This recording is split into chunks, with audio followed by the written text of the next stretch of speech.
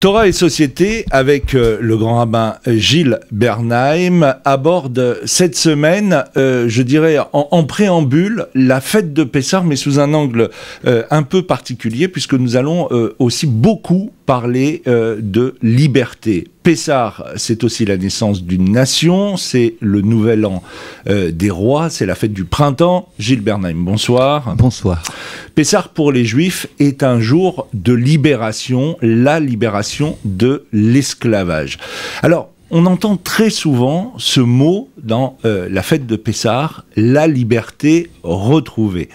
Et cette liberté, en fait, elle avait été d'une certaine façon confisquée aux Hébreux au moment où Yaakov monte en Égypte, et de là, c'est passé 210 ans jusqu'à la libération du peuple juif d'Égypte. Oui, lorsque Joseph était en Égypte, et tant que vivait Joseph, les choses se passaient très bien pour Joseph et sa famille, son père, ses frères. De fait, Joseph était celui qui avait permis à l'Égypte de ne pas être frappé par la famine, de la surmonter, et le pharaon avait une grande reconnaissance à son égard. Sauf qu'en changeant de pharaon, on change de personnage, on change de profil politique manifestement, les choses dégénèrent, début de l'esclavage. Il y a ce temps de servitude extrêmement douloureux en Égypte, jusqu'au moment où le peuple est libéré d'Égypte. C'est au moment où il est libéré d'Égypte qu'il naît en tant que peuple. Je veux dire par là naître. Ça ne veut pas dire que l'idée du peuple lui était étrangère. Il savait que ça se passerait un jour. Mais concrètement, tant que le peuple, tant que cette communauté humaine n'est pas sortie d'Égypte, elle n'est qu'un agrégat d'esclaves. C'est-à-dire qu'il n'a pas de temps pour soi, qu'il n'a pas de projet commun, qui tente de se souvenir de la parole patriarcale pour ne pas l'oublier, mais qui sert les intérêts du maître et qui n'a pas de temps pour soi afin de servir ses propres intérêts. Sortant d'Égypte, il devient un peuple. Concrètement, il peut advenir à lui-même en tant que peuple, servir le projet qui a été défini par Dieu au patriarche, et commence l'idée du peuple. Quant à l'idée de nation, elle est ultérieure, puisque pour passer du peuple à la nation, il faut que la possibilité d'être peuple sur une terre existe. Ça va prendre un certain nombre d'années, 40 en réalité, avant que ce peuple ne devienne une nation, même si le projet d'une nation était déjà défini au préalable. L'exil s'est instauré dès lors que nous avons été asservis par les Égyptiens. Or, comme nous le déclarons le soir du Seder, si le Saint béni soit-il n'avait pas fait sortir nos ancêtres de là-bas, nous serions nous-mêmes, nos enfants et nos petits-enfants, encore asservis à Pharaon. Cela parce qu'un esclave dans l'âme n'est pas maître de sa personne et que si pour une raison ou pour une autre, il quitte l'homme auquel il est assujetti, il en cherchera un autre dont il assumera l'autorité. Oui. Si je peux reprendre cette idée en la formulant autrement. Au moment de la sortie d'Égypte, le peuple n'a aucun mérite en propre. Ce qui veut dire que ce n'est pas parce qu'il est méritant que Dieu le fait sortir d'Égypte. Ce peuple, plus exactement cet agrégat d'esclaves, cette communauté humaine issue de Jacob, avait en Égypte franchi presque tous les degrés d'impureté. La tradition dit et le rappelle à Pessah qu'il ne manquait que le 39e degré d'impureté, ou le 49e degré d'impureté, pour qu'il soit devenu aussi impur que l'Égypte. Ça, c'est une chose. Maintenant, lorsqu'ils arrivent devant la mer Rouge, nous savons que certains se sont jetés dans la mer et la mer s'est ouverte. Autrement dit, ils ont accompli par libre arbitre, un acte qui devient mérite et qui fait que la sortie d'Égypte est justifiée par cet acte. Je reprends cette phrase. Lorsque l'on n'a pas un passé sur lequel s'appuyer, un passé plein de mérite, il faut faire quelque chose dès lors que cet acte est un acte méritoire, donc qu'il permet désormais à cette collectivité humaine d'avoir un certain mérite, et à ce moment-là, Dieu tient compte du mérite de cet acte pour dire cela justifie le fait que je les ai sortis d'Égypte. Il est important de ne pas oublier que c'est la seule volonté divine qui a favorisé la sortie des Hébreux d'Égypte. Autrement dit, ce ne sont pas les enfants d'Israël qui méritent cette sortie, et ce n'est pas par la grâce de Moïse qu'ils sont sortis. Parce qu'il faut faire très attention, si Israël pense que c'est grâce à Moïse qu'ils sont sortis ou que Moïse a interféré sur la décision divine, alors ils accordent à Moïse une place tellement prépondérante qu'ils en font un demi-dieu, c'est-à-dire capable de diriger l'histoire. Et nous savons que c'est parce qu'ils ont accordé à Moïse ce rôle-là, cette représentation, qu'ils n'ont pu se passer de lui au moment de la faute du veau d'or, c'est-à-dire qu'ils ont construit une idole, c'est-à-dire qu'ils vivaient avec Moïse un rapport de collectivité à une idole. Ils avaient fait de Moïse une idole.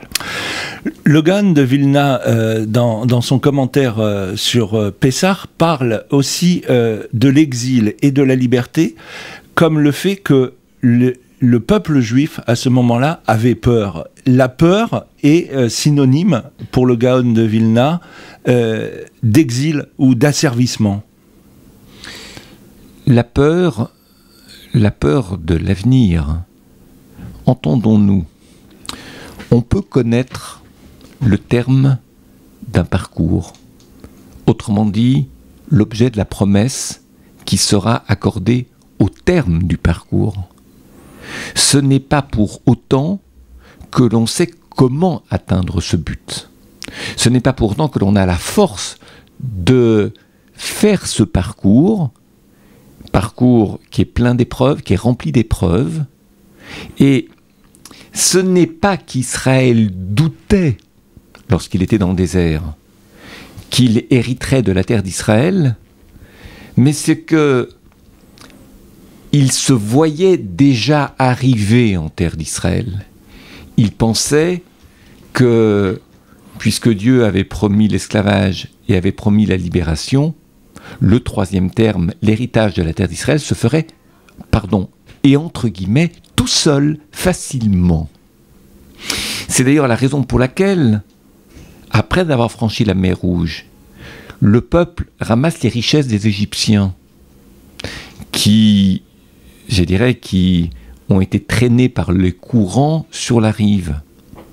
Et Moïse fait décamper, il le fait bouger brutalement, il fait décamper les enfants d'Israël du bord. C'est pas qu'il leur interdisait de prendre des richesses. Ils avaient travaillé des années, ils n'avaient tiré aucun bénéfice. Ils n'avaient eu aucun salaire. Donc il est normal qu'ils tirent quand même bénéfice des Égyptiens, et puis faire son alia avec quelques biens, c'est quand même plus facile que de venir les mains vides. Sauf que il n'est pas question de se croire arrivé. C'est-à-dire que à prendre trop de biens des Égyptiens, ils s'installent dans un bien-être qui leur donne à croire que désormais tout est simple, et que de la mer Rouge franchie jusqu'à la terre d'Israël, le parcours qui reste à suivre sera un parcours de santé, et ce ne sera pas le cas.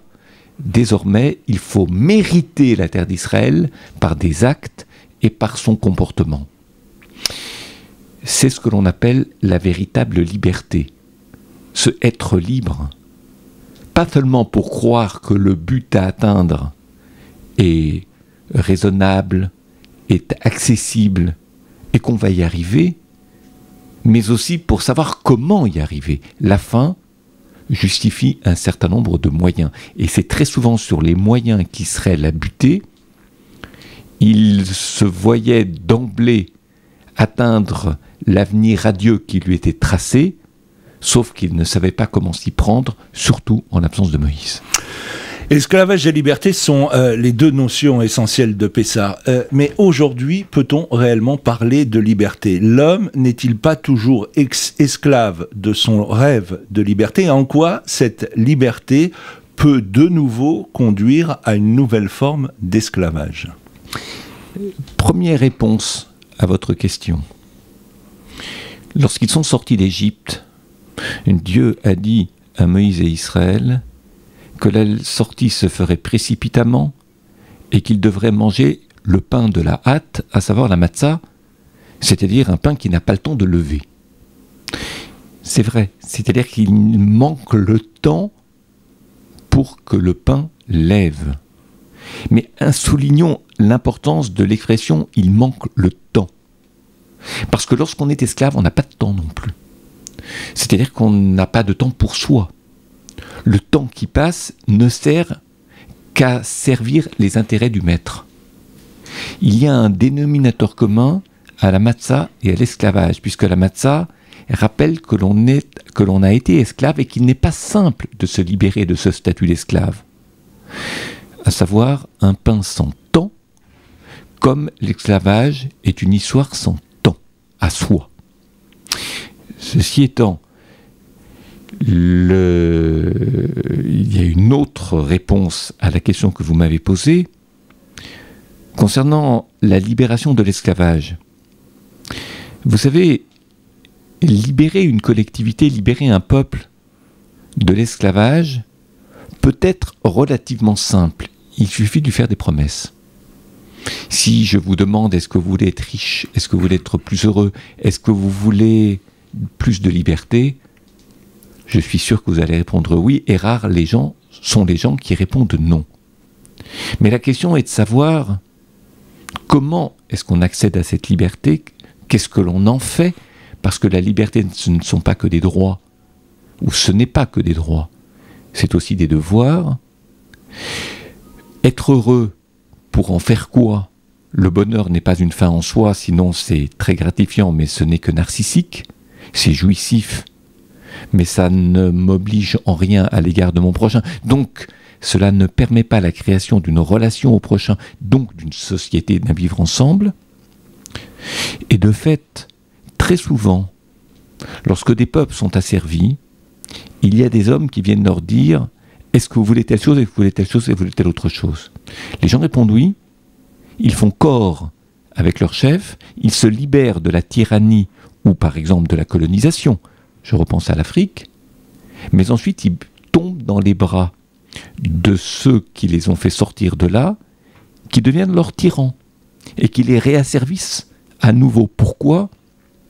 Parce que, sortis de là, ils se rendent compte que chacun fait un usage différent de la liberté, chacun fait un usage différent du bonheur, des richesses, et que la difficulté, ce n'est pas d'être libre, mais c'est comment en faire un usage sans que pour autant la liberté de l'autre soit brimée.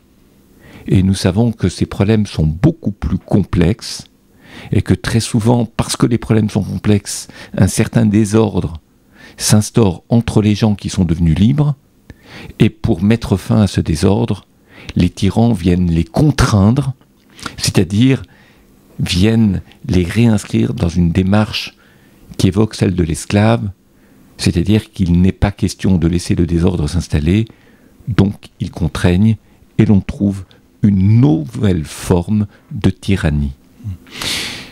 Je pourrais le dire autrement, ça s'est souvent passé en Afrique de la sorte. Si vous vous souvenez de ce qu'a été la Révolution française, en 1789, les droits de l'homme, un grand bonheur, une grande joie, une grande libération. Et moins de 3 ans plus tard, et en 1789 de manière définitive, la terreur, et donc la tyrannie qui à nouveau s'instaure.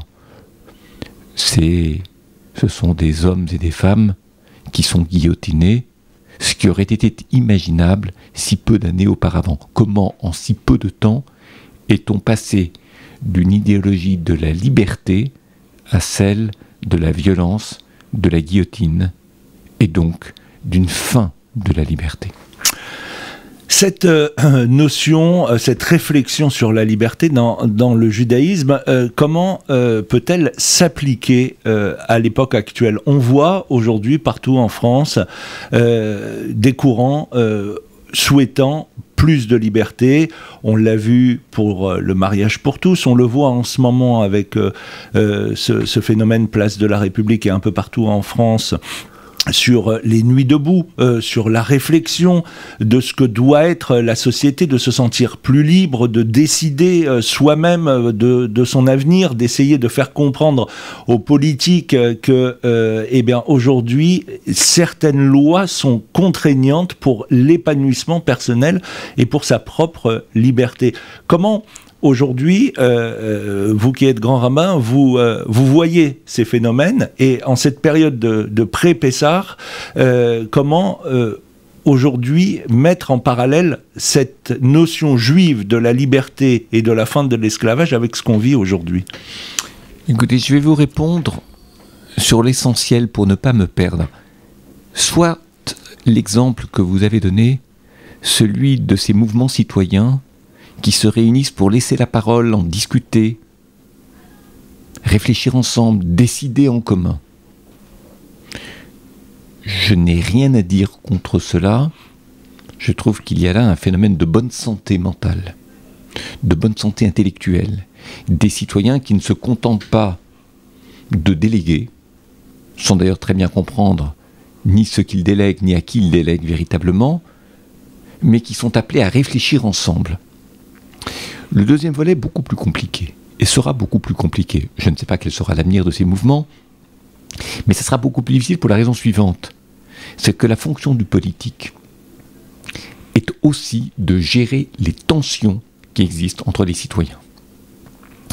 Tant que l'on affirme la liberté comme vecteur moteur de la vie politique, les gens ont besoin de cela. Je dirais qu'ils ont besoin d'être sujets pensants, d'être sujets décidants.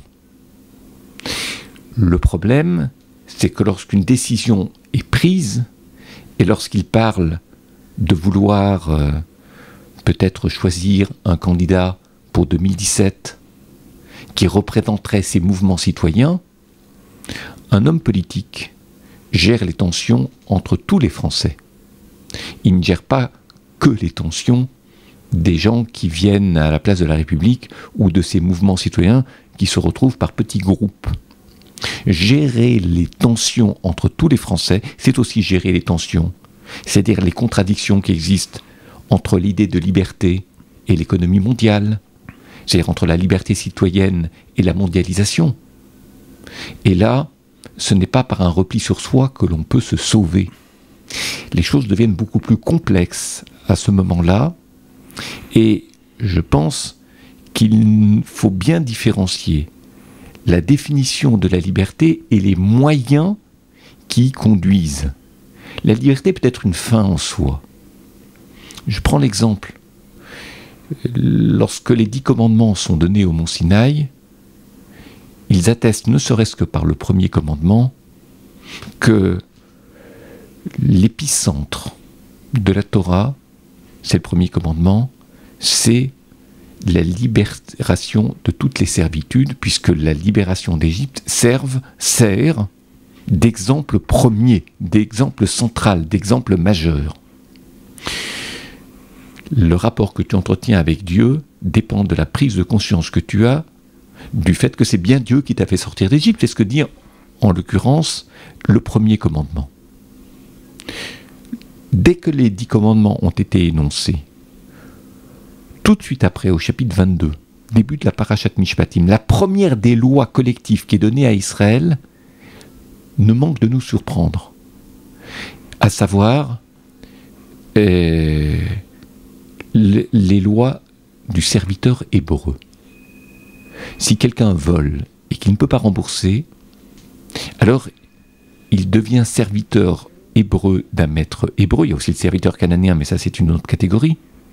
Mais l'homme hébreu devient serviteur hébreu d'un maître hébreu, c'est-à-dire qu'il doit travailler pour rembourser ce qu'il n'a pas pu rembourser, c'est-à-dire la réparation des préjudices. Et à ce moment-là, il doit retrouver sa liberté. La 7e année, il quitte son maître. Il y va avec sa famille. Aujourd'hui, on met les gens en prison. Mais là, on ne les met pas en prison. On les contraint à rembourser dans les moins mauvaises conditions possibles, à savoir auprès d'un maître qui a des devoirs, des droits et des devoirs à son égard. Et beaucoup de devoirs.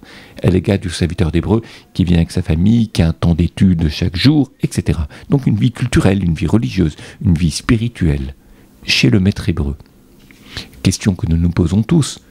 Comment est-ce qu'il est possible, après l'énoncé du premier des 10 commandements, d'imaginer que vont subsister les serviteurs, l'idée de servitude, au sein même du peuple d'Israël, puisqu'il y aurait des serviteurs hébreux? La réponse est aussi simple que la question. Nous ne croyons pas qu'il puisse exister une société, une communauté humaine, où tout le monde sait faire un usage parfait de sa liberté, autrement dit, se défaire complètement de la servitude pour devenir sujet responsable de soi. Les gens restent asservis. Ça peut être asservi à quelqu'un d'autre, asservi à un instinct, asservi à une idéologie, asservi à ce qui les empêche d'assumer pleinement leur responsabilité en tant que sujet citoyen. Alors, vous savez, lorsque l'on vise un idéal parfait, grand est le risque de voir des gens ne pas être capables de tendre vers cet idéal et d'assumer leurs responsabilités. Je repense au bolchevisme, le rêve d'une société sans classe. Mais il y avait des gens qui ne marchaient pas, des gens qui n'y arrivaient pas, des gens qui avaient envie d'être bourgeois, des gens qui avaient envie de maintenir l'idée de classe. Alors qu'est-ce qu'on a fait dans ces pays-là? Comme le but à atteindre semblait proche, l'horizon radieux du monde communiste semblait proche, il eût été dommage de ne pas chercher à l'atteindre à cause de quelques individus. Alors on a mis ces individus de côté. On les a envoyés en Sibérie. On connaît la suite. De manière à préserver l'unité de ceux qui visaient cet horizon radieux et qui allaient permettre à ce pays non seulement d'accéder à cet idéal, mais d'être identifié à l'idéal, c'est-à-dire à cet horizon radieux. Ça a donné lieu à des massacres, à des pertes humaines incommensurables. Si je tirais la leçon de cet exemple, je dirais que lorsqu'Israël sort d'Égypte et qu'il reçoit les 10 commandements, l'objectif est d'atteindre cet idéal, tout en sachant qu'il y aura toujours des gens qui ne suivront pas. Donc, ce qui peut ne pas marcher est pris en compte tout de suite pour que cela ne se fasse pas de manière, je dirais, on ne sait pas comment faire avec ces gens-là, alors on fait un peu n'importe quoi, on les balaye, on les sort de l'histoire. Non, on prévoit une solution momentanée qui est la moins mauvaise possible pour ceux qui ne sont pas capables. Là, ce n'est pas un problème d'horizon radio, c'est un problème de vol, c'est un problème de remboursement des préjudices. Donc pour eux, on prévoit la meilleure des solutions, c'est-à-dire la moins mauvaise, de manière à ce qu'ils rentrent dans le rang ensuite et qu'ils ne recommencent pas et qu'ils, je dirais, s'alignent sur cette communauté d'Israël qui tend à son idéal que la Torah, à laquelle la Torah l'invite. Je dirais que c'est la politique du moindre mal qui est pensée dans la Torah. Donc, plutôt que de rêver à une société sans classe et sans servitude, gardons la servitude la moindre possible, c'est-à-dire la moins grave, la moins génératrice de violence, et voyons ce que ça va donner, et ensuite on réintègre les gens. C'est comme ça que je répondrai à votre question. Vous nous avez dit lors de plusieurs émissions, notamment pour Rosh Hashanah, pour la création du monde, on évoquait les 6 jours de la création, et le 7e jour, vous nous avez dit à plusieurs reprises que ce jour n'était pas fermé, qu'il y avait un matin mais qu'il n'y avait pas un soir, et que de là, on pouvait en déduire que nous sommes toujours dans ce 7e jour de la création.